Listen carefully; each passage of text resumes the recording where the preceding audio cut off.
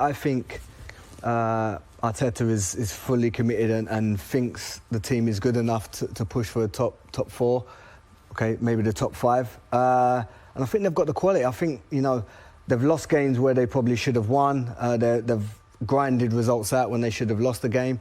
And I think them playing free at the back, I think they just made them more solid. And going forward, they'll definitely be looking to get Champions League football.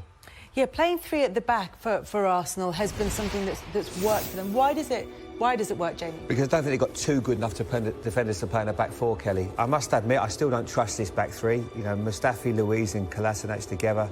It doesn't fill me with confidence, but right now they're in a good moment. But you know they're always capable of an individual mistake or something going wrong. But the three certainly suits them. So you've got the wing-backs as well. In midfield, it gives you the stability, and you've also got players up front that can cause a lot of damage. So they're the three that have done ever so well. I mean, after the game against Man City, we didn't know if we'd see Luiz again in an Arsenal shirt. He signed a new contract. When he's on it and his attitude is right, he's a great defender. Make no mistake, but it's just there's moments that you just think, why have you done that? Why have you decided to make that challenge? Why have you decided to play that pass? Because he can, on his day, be as good as anybody, but when he has his bad days, they're just really bad. Leicester, of course, hoping to go back above Chelsea and into third place. They've only been there for a few minutes. They've only been in fourth place for a few minutes. But that Arsenal defence is going to be up against Jamie Vardy, who got a couple of goals in the win against Crystal Palace, his 100th and 101st in the Premier League. So how much trouble can he cause for them? I think playing the three will stop the threat of him getting in behind. Vardy without, I think Maddison we spoke about it, is not the same. So I think playing the three at the back will give the licence to whether David Luiz to maybe drop off and block that space going in behind where Vardy will want to attack. And I think with the wing-backs as well, getting licence to press, then I don't think they're going to have too much trouble with Vardy tonight, to be honest. But they sound like famous last words to me. It's just it's the kind of thing that we say and then we think about all the way through the game. But yeah, and they are well equipped to deal with the threat, as Ashley was saying, of Jamie Vardy.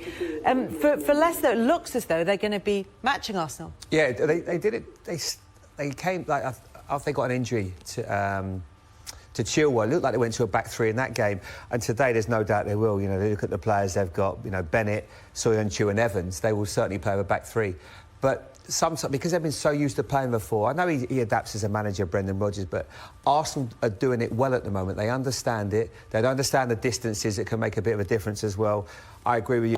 Through the game, but yeah, and they are well equipped to deal with the threat, as Ashley was saying, of Jamie Vardy. For Leicester, it looks as though they're going to be matching Arsenal. Yeah, they did it. They came like after they got an injury to Chilwell. It looked like they went to a back three in that game, and today there's no doubt they will. You know, they look at the players they've got. You know, Bennett, Soyuncu, and Evans. They will certainly play with a back three, but because they've been so used to playing before, I know he adapts as a manager, Brendan Rodgers, but Arsenal are doing it well at the moment. They understand it. They understand the distances. It can make a bit of a difference as well.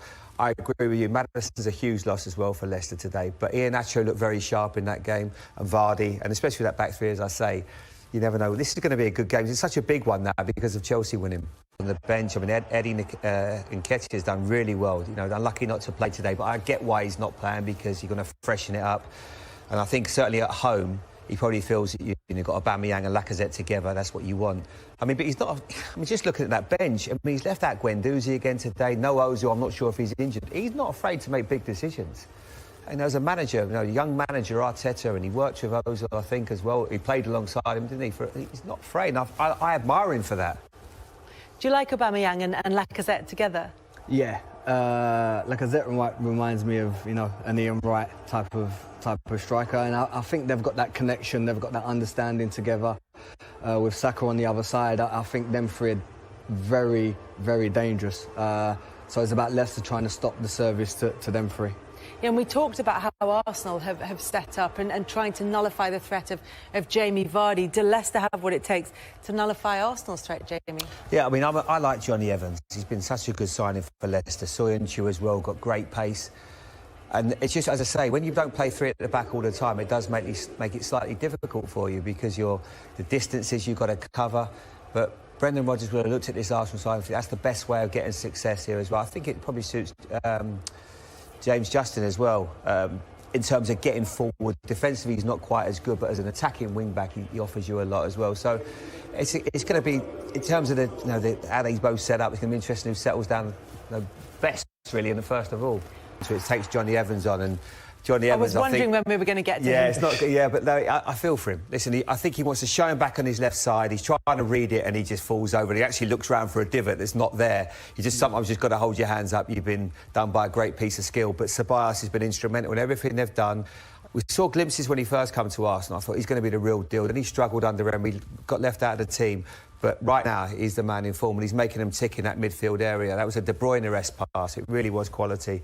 And they've had good chances as well, actually, haven't they? Good opportunity. Change it to a back four. They'll feel a lot more confident and comfortable, people playing their right positions, because it's not working for Brendan right now, playing the way they are.